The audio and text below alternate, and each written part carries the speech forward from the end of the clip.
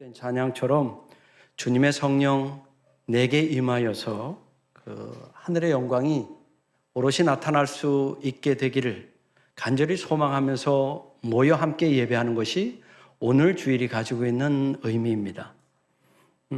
그래서 교회는 오늘 주일을 성령께서 강림하셨다라는 것을 좀 더 의미를 부각시키기 위해서 붉은 색을 사용해서 교회가 예수 그리스도를 표현합니다.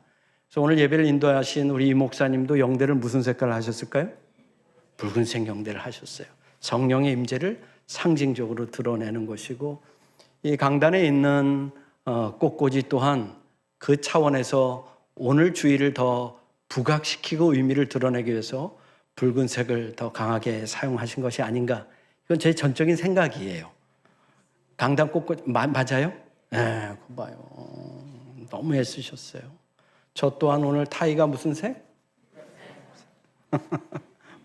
오늘은 그런 날이에요. 교회 생일이에요. 얼마나 귀하고 복되고 감사한 날인지 모릅니다. 그래서 오늘은 교회가 이 땅에 주님께서 허락해 주실 때는 마땅한 사명이 있으실 텐데 어떤 사명을 우리 교회에게 허락해 주셨을까? 도대체 초대교회는 어떻게 하나님 앞에 나와서 예배하고 하나님께서 맡겨주신 교회로서의 사명을 감당해서 오늘날 이 땅의 교회가 이 거룩한 사역을 계속 계승해서 거룩하게 준행하고 있을까? 오늘 본문의 말씀을 통해서 좀 살펴보려고 합니다. 죄송합니다.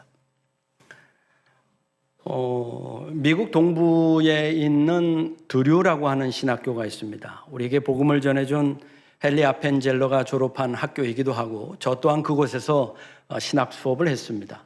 그곳에 학장으로 계셨던 렌 스위트라고 하는 분께서 이 시대의 교회를 세 가지 유형으로 분리를 하셨습니다. 그러면서 3M이라고 하는 유명한 문구 가게의 그 유명한 로고인데 그거를 표현을 했어요. 세 가지 M타입의 교회를 우리에게 설명하고 있습니다. 그 첫 번째 M은 뮤지엄이라는 단어를 붙여서 뮤지엄 처치라는 표현을 쓰고 있습니다. 교회의 유형 가운데 박물관과 같은 교회가 있다라고 분류한 겁니다. 도대체 어떻게 교회가 박물관과 같은 유형의 교회일까? 한때는 교회가 거대한 교회, 많이 모이는 교회, 찬란한 역사가 있었던 교회이지만 시간의 흐름 속에서 점점 교회의 모임은 소극적이 되고 모이지 않고 이제는 큰 교회의 흔적만이 박물관처럼 있는 그런 교회를 뮤지엄 처치라고 분류를 했습니다. 실제 서구에 가면 그런 교회들을 그렇게 어렵지 않게 볼 수 있습니다. 조금은 저에게 충격적으로 다가왔던 사건이 있었는데 미국 맨하탄 6번가에 가면 성공의 교회로 아주 고딕 양식으로 잘 지어놓은 아주 아름다운 교회가 하나 있어요. The Church of Holy Communion이라고 아주 유명한 교회입니다. 그런데 그 교회가 한때는 2-3천 명이 모였던 거대한 교회였지만 교회 교인들이 점점 빠져나가고 교인들은 아주 소수의 교인들만 남게 되자 재정적으로 교회를 감당하기 어려워서 교회를 팔았어요. 1982년에 팔았는데 하필이면 어떤 사람에게 팔았느냐 하면 나이트클럽을 운영하는 운영자에게 팔았어요. 그래서 교회가 나이트클럽이 되어버렸어요. 물론 지금은 몇 번의 이 변화를 거쳐서 지금은 소극장으로 교회가 운영이 되고는 있지만 교회가 한때는 잘 모였던 교회이지만 모이기를 더디하고 폐하다 보니 이제는 과거의 흔적만이 있는 교회들 뮤지엄 처치. 두 번째 교회의 유형은 이렇게 분류했습니다. 메인터넌스 처치라고 이름하였어요. 그러니까 메인터넌스는 유지한다라는 뜻입니다. 교회가 모이기는 하지만 그냥 근근히 유지하고 있는 그런 교회를 메인터넌스 처치라고 분류했습니다.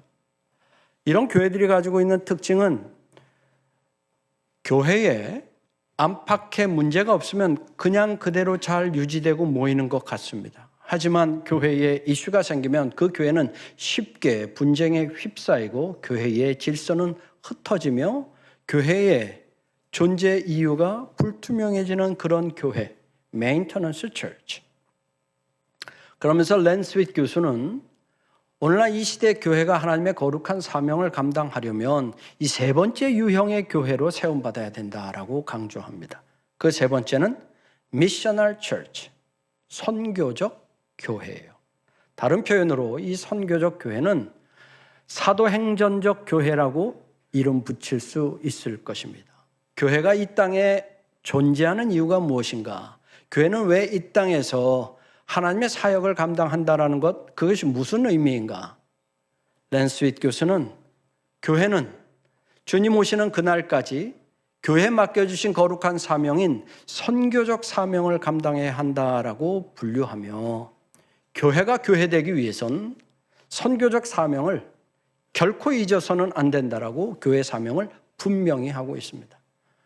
오늘 우리는 1년에 비록 한 주일이지만 성령 강림 주일을 지키면서 교회가 이 땅에 있는 존재 이유를 무엇인지 다시 한번 기념하고 기억해서 교회의 사명을 다시 한번 새기는 시간으로 우리는 성령 강림 주일을 지키고 있는데 선교적 사명을 상실한 교회가 과연 교회로서의 존재 이유가 있겠는가 되물으면서 과연 선교적 교회는 어떤 의미일까? 사도행전적 교회는 어떤 교회일까? 한때 1980년대, 90년대 한국 교회가 성장할 때에 교회는 저마다 사도행전 29장을 우리가 새롭게 쓰며 하나님의 사역을 감당하는 거룩한 선교적 사명의 교회 공동체 되자고 기도로 정진해 나갔었는데 과연 그런 기도가 우리 교회 안에서 여전히 하나님 앞에 고백되어지고 있는가? 우리가 물을 시점이다라는 생각을 해보게 됩니다. 생각해 보시기 바랍니다. 2000년 전에 유대 땅 작은 곳에서 예수님과 불과 12명으로 시작되었던 하나님 나라 거룩한 귀한 사역이 2000여 년이 지나면서 지금 무려 21억이 넘는 인구가 하나님 앞에서 함께 모여서 예배 드리고 있는 놀라운 사건으로 오늘 이 자리에 기독교가 존재하고 있어요. 대단한 사건입니다. 도대체 초대교회에 얼마나 어떻게 모여서 예배했기에 오늘날 이와 같은 많은 사람들이 하나님 앞에서 나와서 예배할까? 여러분 교파는 얼마나 많은 줄 아십니까? 우리 기독교 대한감리회가 하나의 교파라고 한다면 전 세계 교파가 38,000개나 있어요. 굉장히 많은 큰 교회들이 이 시대에 거룩한 사명을 감당하고 있다라는 사실이에요. 그러면 도대체 어떻게 예배했기에, 어떻게 주의 영이 그 교회들에 임하였기에, 어떻게 초대교회들이 모여 하나님 앞에 예배했기에 하나님께서는 이와 같이 놀라운 역사를 지금도 이루고 계실까? 그래서 저는 오늘 우리가 읽은 사도행전 2장 이 본문의 말씀을 통해서 사도행전적 교회는 무엇일까? 성령 강림 주일의 오늘의 교회는 어떤 모습을 향해서 하나님의 사역을 감당해야 할까? 본문 말씀을 통해서 한번 상고해 보고자 합니다. 본문 말씀을 다시 한번 보실까요? 본문 말씀을 보시면 본문이 이렇게 기록하고 있어요. 날마다 마음을 같이 하여 성전에 모이기를 힘쓰고. 거기까지 읽으시면 돼요. 거기까지. 날마다 마음을 같이 하여 성전에 모이기를 힘쓰고. 초대교회는 모이기에 힘썼어요. 성전에 모이기에 힘썼어요. 오늘날 같은 경우는 주일 예배드리기가 참 모든 면에서 제약이 없습니다. 시간을 못 내고 형편이 맞지 않아서 주일 예배 자리에 못 오는 사람들이 있을 뿐이지 초대교회는 실제 공휴일의 개념도 없었고 주일의 개념이 쉬는 날이 아니었기에 주일날 교회 나와서 이렇게 정한 시간에 좋은 장소에 예배 드리는 것이 현실적으로 불가능했습니다. 물리적 시간이 불가능하기도 했어요. 왜? 당시에는 공휴일이 없다 보니까 어떻게 예배를 드려야 되냐면 아주 이른 새벽에 함께 모여 예배를 드리거나 아니면 늦은 저녁 시간에 모여서 예배를 드려야 하는 상황이었어요. 그러다 보니까 모이는 게 쉽지 않았어요. 물리적 시간이 허락되지 않은 부분도 있었지만 실제 정치적으로 사항이 예배를 드리기에 용이한 상황이 아니었습니다. 로마 정부의 정치적인 종교적인 탄압이 있었고 유대교 지도자들이 기독교에 대해서 굉장히 박해를 가하고 있는 상황이다 보니까 모이는 게 쉽지 않았어요. 그럼에도 불구하고 초대교회의 가장 큰 특징 중에 하나는 모이기에 힘썼다라는 거예요. 교회는 가장 기본적으로 모이기에 힘써야 합니다. 열심을 다해서 모여야 해요. 교회 역사를 살펴보면 언제 교회가 크게 성장했느냐? 딱 하나예요. 모이기를 힘쓰면 교회는 성장했고 이런저런 이유로 모이기를 더디하면 교회는 쇠락했던 역사를 그대로 보여주고 있습니다. 그런데 모이는 것보다 더 중요한 것이 있어요. 모이기보다 더 초대교회 이 사도행전을 통해서 볼 수 있었던 모습은 마음을 어떻게 하여? 같이 하여 모였다.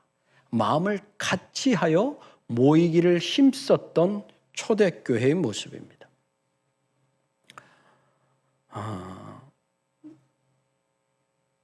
전 제 아내를 굉장히 사랑해요. 제가 사랑하는 유일한 여성은 제 아내입니다. 30년을 살면서 목이 메이잖아요.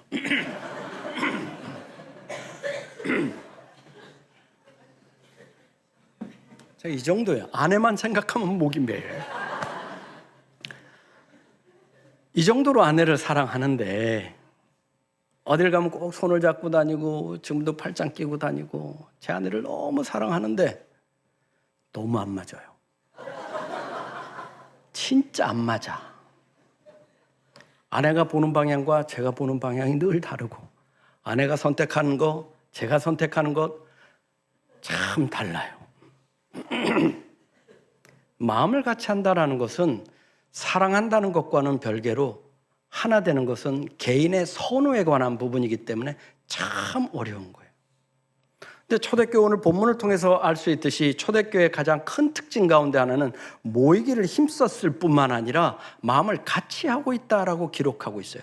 열심히 모이는데 그 마음에 분열이 있고 균열이 있고 충돌이 있으면 그게 무슨 거룩한 주님의 몸된 지체가 될 수 있겠습니까? 하지만 오늘 본문을 통해서 알 수 있듯이 초대교회는 마음을 같이 하는데 최선을 다했다라고 기록하고 있어요. 우리 성도님들도 이 마음을 같이 하는 게 참 쉽지 않았을 겁니다. 오늘날 90년 역사 동안 우리 영중이 오늘날 이와 같이 아름답고 귀한 주의 몸된 지체를 이루는 데는 한 마음을 이루어가기 위해서 수고하고 애를 많이 쓰셨을 거예요. 그런데 한 가지 일체의 비결이 있다라는 사실입니다. 어떻게 하면 더 우리가 마음을 합할 수 있을까?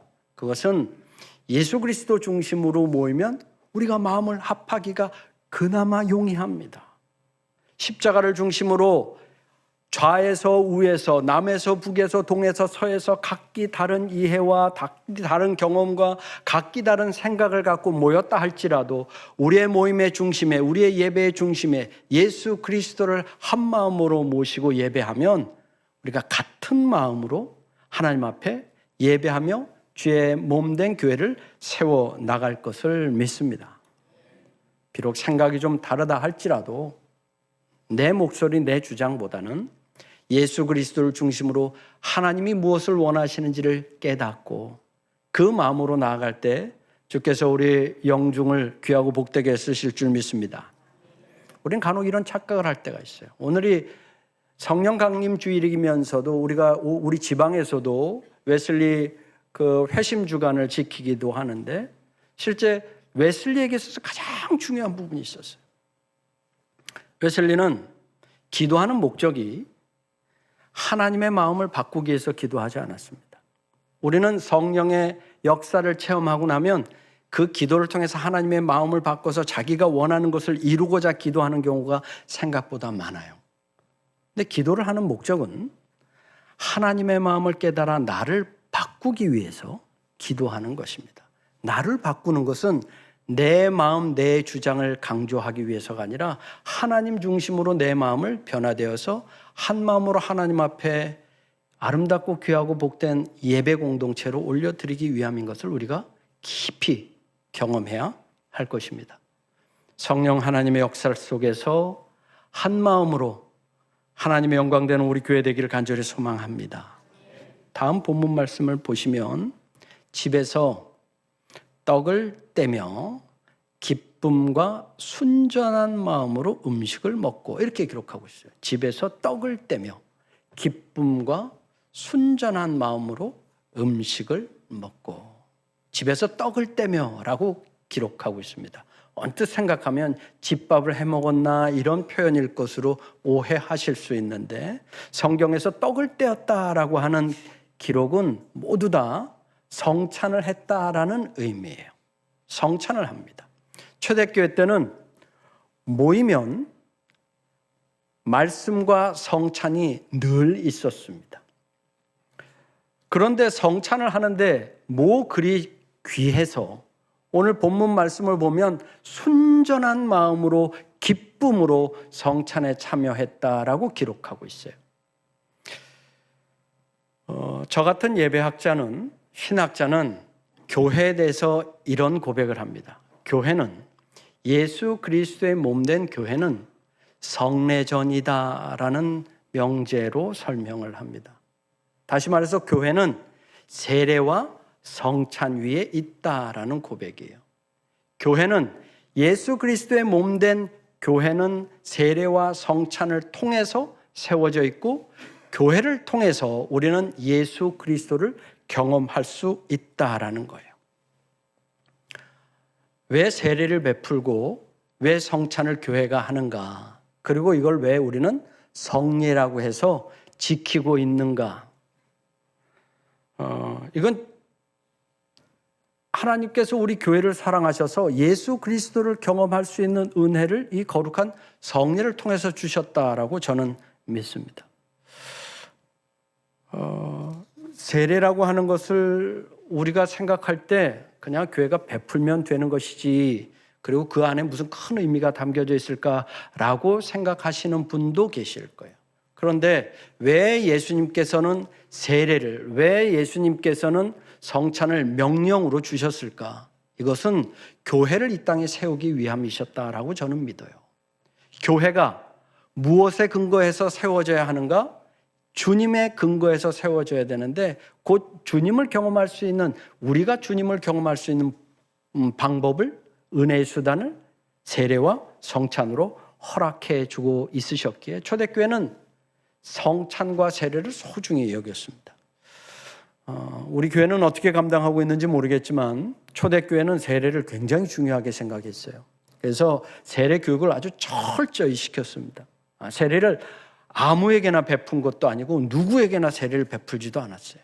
심지어 특정한 직업에 있는 사람은 그 직업을 그만둬야만 세례를 받을 수 있도록 했고, 세례 교육을 무려 얼마 동안이나 시켰을까요? 세례 교육, 목사님 우리 교회는 세례 교육 몇 주 하죠? 네, 참 답하기 곤란할 정도의 기간으로 합니다. 길게 하지 않는다는 거예요. 얼마 정도 할까요? 초대교회는 얼마나 했을까요? 어느 정도면 적당할 것 같으세요? 제가 지난주에 말씀드렸잖아요. 교수라서 자꾸 묻는다고. 어느 정도 교육시키면 세례교육으로 적당할 것 같으세요? 네? 1년? 본인 1년 정도 교육 받으셨어요? 자기가 교육 안 받는다고, 당신이 이미 세례 받았다고 한 1년 정도 교육을 3년 시켰어요. 초대교회 때는. 지역에 상관없이 거의 3년 정도는 교육을 철저히 시켜서 교회 공동체, 주의 몸된 지체로 받아들였어요.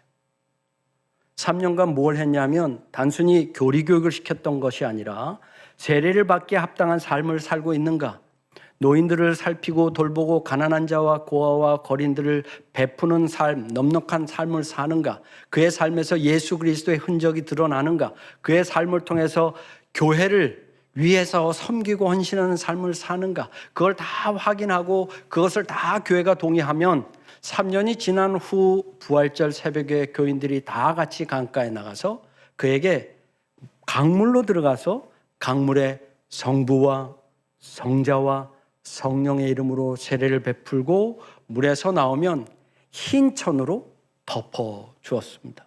왜 흰 천으로 덮어 줬을까? 부활하신 주님의 세마포를 상징하는 의미로 예수 그리스도와 함께 죽고 이제 예수 그리스도와 함께 부활하여서 몸된 교회의 한 지체가 되었음을, 부활의 공동체 한 일원이 되었음을 교회가 기뻐하는 의미로 흰천을 덮어 주었던 거예요.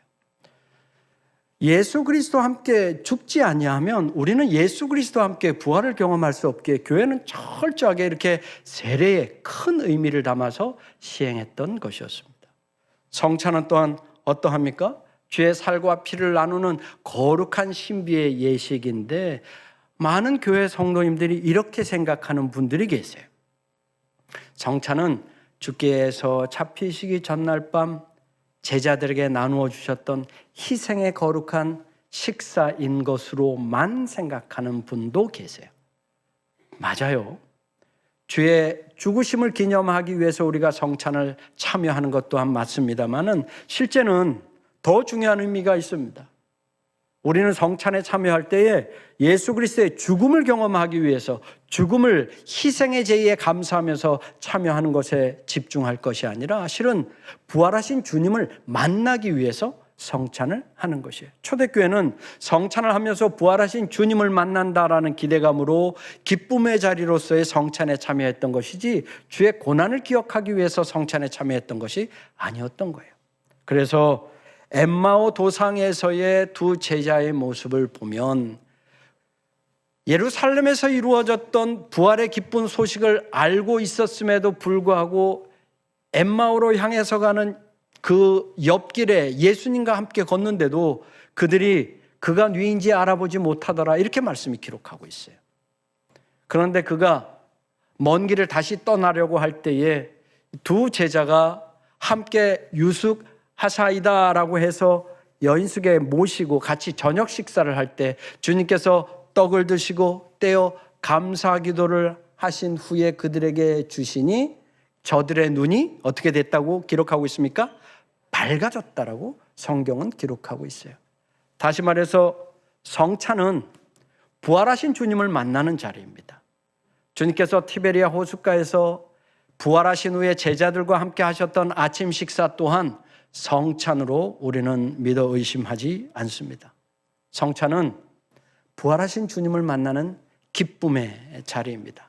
우리 교회도 성찬 또한 세례를 행할 때에 부활하신 주님을 만났던 초대교회 역사처럼 기쁜 마음으로 함께 참여하는 거룩한 예전 공동체, 성례 공동체 되시길 간절히 소망합니다. 이제 마지막 부분이 한 번 더 살펴보겠습니다. 본문 한번. 자, 이건 한번 읽어볼까요? 시작.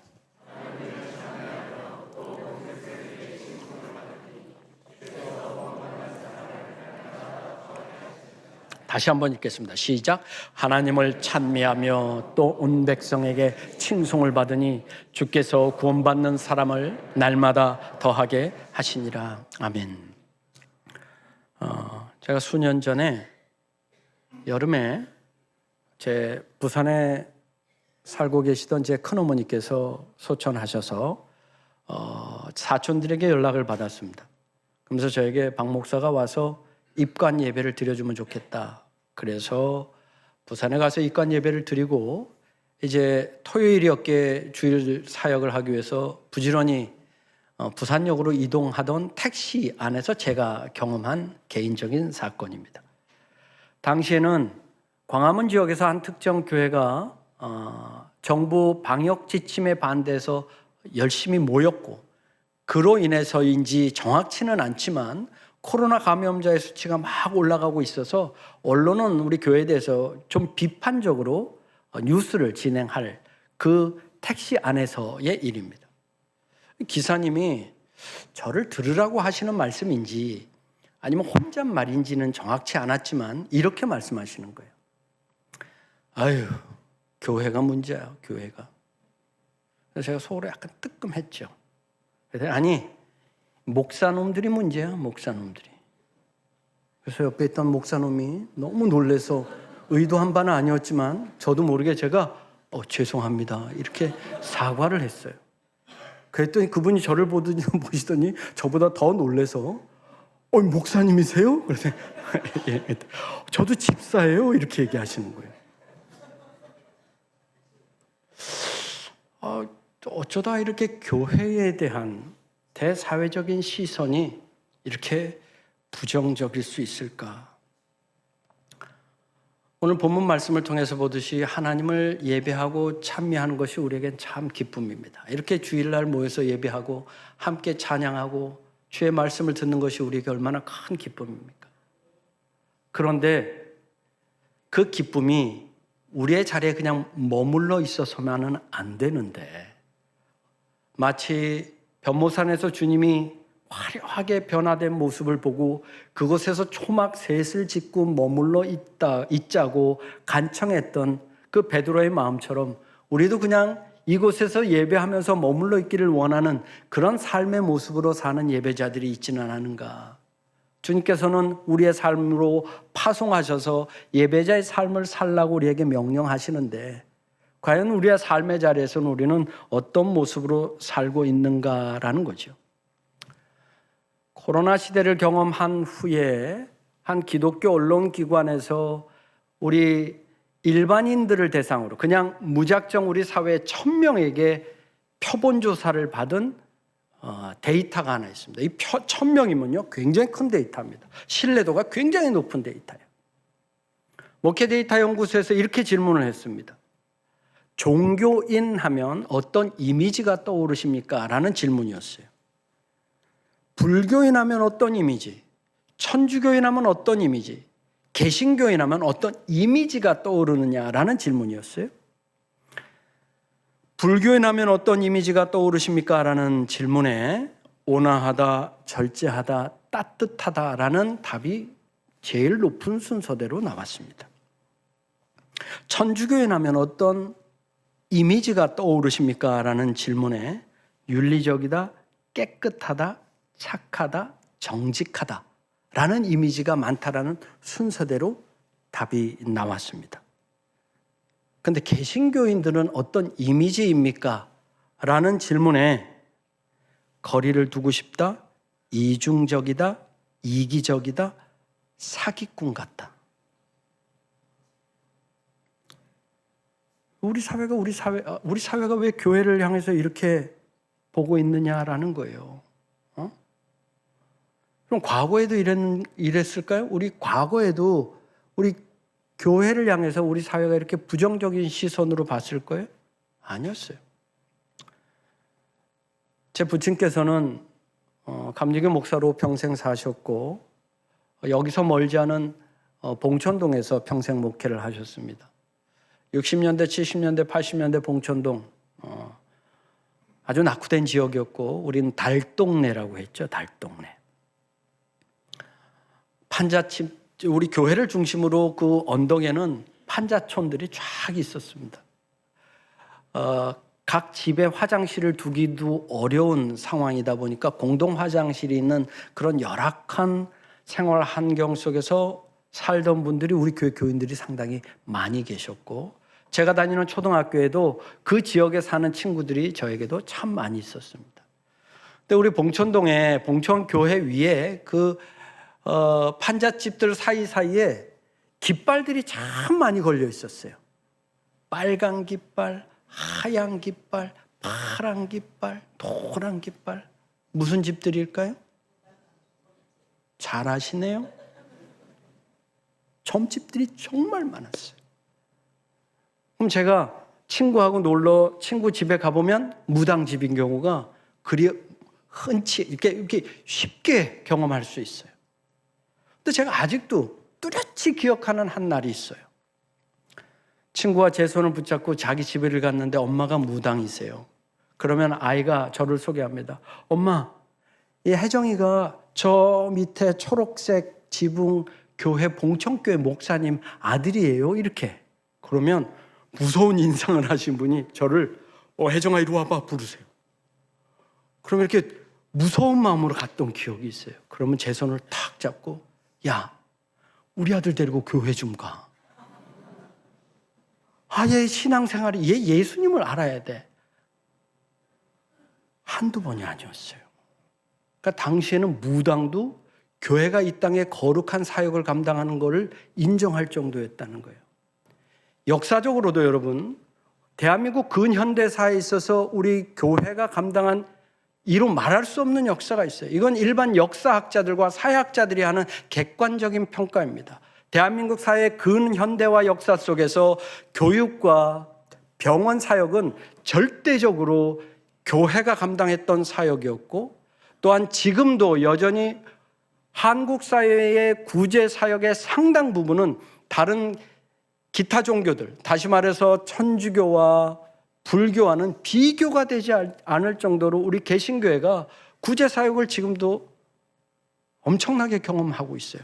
그렇게 베풀고 있어요. 그런데 왜 오늘날 교회가, 우리 사회가 우리 교회를 향해서 이런 시선으로 바라보게 될까? 그게 대수입니까? 목사님, 우리가 모여서 열심히 잘 예배만 드리면 되지. 그게 뭐 대수겠습니까? 아니에요. 오늘 본문 말씀을 보면 그들이 기쁨으로 하나님 앞에 나와 예배했는데 온 백성에게 칭송을 받았다라고 기록하고 있어요. 온 백성에게 칭송을 받았다. 그럼 과연 우리는 무엇을 어떻게 감당해야 할까? 제가 지난 시간에 예배에 관해서도 그 맥락에서 여러분들께 말씀을 드렸습니다. 이거 마찬가지예요. 뭐냐면 우리가 누구인지를 세상에 분명히 드러낼 수 있어야 돼요. 우리가 그리스도인임을 세상에 분명히 드러내고 나타낼 수 있어야 하나님께서는 우리를 통해서 구원받는 자의 수를 더하신다라는 약속의 말씀인 겁니다. 제가 소속하고 있는 종교교회는 원로 목사님 가운데 최이우 목사님이 계셔요. 최이우 목사님은 참 특징 가운데 하나가 참 바른 목사님의 모습이십니다. 앉으실 때도 무릎이 딱 붙어 있으세요. 이게 보통 어려운 자세가 아니에요. 또 해보시죠. 이러면 대부분 해보시더라고요. 근데 이분은 집에서 TV 볼 때도 그렇게 앉아 계세요. 사위의 증언입니다. 근데 이분은 어디를 가시든지 본인이 목사임을 드러내야 한다라는 생각을 갖고 계세요. 식사하러 가실 때도 이렇게 가세요. 어디를 가시든지 성경 찬송을 품고 가세요. 뭘까요? 나는 그리스도인입니다. 하나님의 사랑과 기쁨이 되는 우리가 되어야 합니다. 우리가 사는 삶의 자리가 우리의 모습을 보면 하나님의 흔적이 드러나야 돼요. 예수 그리스도의 영광이 드러나야 돼요. 제가 전세 계약을 하는데 계약이 다 끝났습니다. 끝났어요. 그런데 주인분께서 조심스럽게 물어보세요. 혹시 뭐 하시는 분이세요? 이렇게 물어보시는 거예요. 제가 역으로 여쭈었어요. 뭐 하는 사람 같으십니까? 그랬더니 혹시 목사님 아니세요? 그러는 거예요. 얼마나 좋든지요. 계약이 끝났으니 다행이었지 계약이 안 끝났으면 전세값을 올려드릴 수도 있는 마음이었어요. 여러분, 우리를 보면 우리의 언행 심사를 통해서 우리를 만나는 사람이 우리가 그리스도인임을 알아야 돼요. 그때 교회는 역사가 일어난다라고 본문 말씀을 통해서 우리에게 증거하고 있는 것입니다.